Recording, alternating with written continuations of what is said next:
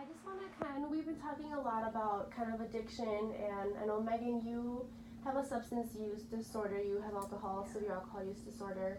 And I know, Melissa, you're still kind of struggling grasping. I mean, you are what we kind of sometimes call normies, where you can have a drink or two and it not be a problem. Megan is kind of finding and figuring out that that's not the case for her. So I know it's kind of hard to grasp that at times when you don't have the problem. Because I don't understand why you can't. I mean, why are you making this a bigger deal than it is? Why can't you just have like a drink or two, a glass of wine with dinner, and then just be done? I know. I wish that I could do that, but I just find myself like once I start drinking, I just keep going, and I just can't. Like, I have no stop button in my mind.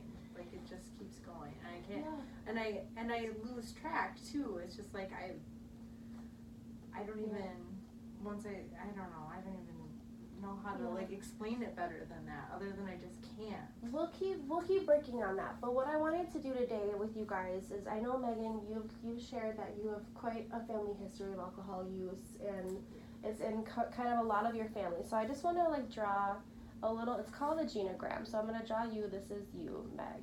So tell me about your immediate parents. So both of my parents are alcoholics. Okay, so both are. I would say Dad is. I mean, well, I mean, my mom starts drinking at 11 a.m. and drinks until she goes to bed at night. Okay. So, I mean, she drinks wine, and by the end of the night, she passes out. I mean, it's not like... Was that mom? Yeah, so circles are moms, and squares would be, well, circles are females, and squares are males. So that would be like represent mom and dad. And you said they both have substance use, so I'm going to color half the circle in to make it represent substance use. So then tell me, what is their relationship like? They're like together. They're married still. No, they're divorced. Okay, so I'm gonna do a divorce symbol so that they are no longer together. And what's their relationship like? I mean, was it for a while? Was it healthy? Was it unhealthy? Was it violent? Was it? Yeah, I mean, when I was younger, it was pretty good. They didn't drink. Like, once they started drinking, both of them, like, really heavily, then it got really bad. Okay. Would you say, I mean, would you use the word violent, or would you use just strained, or? No, I would say, like, abusive, like, emotionally abusive, but not violent. Okay, so I'm going to draw. She's so sensitive. Okay. Well, let's just let Megan share so we can kind of get a visual. So then tell me about your mom's parents, so your maternal grandparents. Oh, they're pretty normal, actually. They're both of them are normies, I would say. Do they have a good relationship?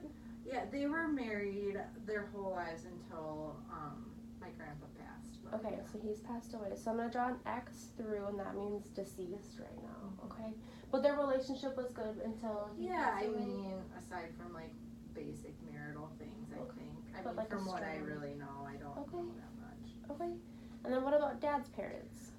Both of my dad's parents are alcoholics. Okay, mom and dad. Mm-hmm. Okay, so I'm gonna color half their shapes in with the substance abuse. What was their relationship like? Do you remember? It was turbulent. I know they had separated at one point, and actually both of them were divorced before too. Okay. So they were both divorced and then married each other. And then you said turbulent. Like, did it get to be like abusive or violent or anything like that, or was it just kind of ups and downs?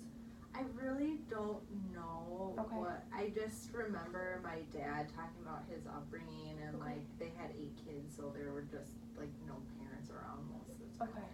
Okay. And now, Meg, you married Melissa. How long ago have you guys been married? 5 years. Okay.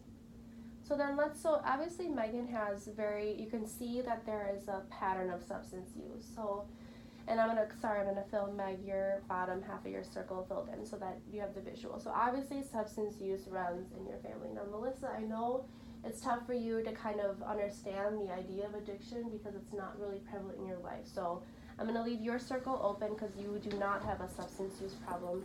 In your parents, was there substance use? No, so it's not like common. It's not. I mean, I don't think so. Like, Okay. there was never. Okay. And then do you remember like their parents? Was there anything? I mean, like, my dad used to joke about his dad drinking a lot, but I don't think it was ever anything that was like. Okay. You Okay. know. So maybe like kind of how you can have a couple, but you're okay. Like you're not continue to use or having issues in your like work life or school life, home life. Yeah. Okay. Correct. So yeah, so it kind of like if you see all these circles are not filled in, right? Like you don't have any of that substance use issues No. that Megan has. So does this visual kind of give you like a little bit of a like, I mean, really just a visual that there are patterns, right? And there are some of those relationships that come through. Those are behaviors that are like, I mean, you are kind of how you're raised, right? Like that has a big influence in who you are. That makes sense. Yeah. Okay, great.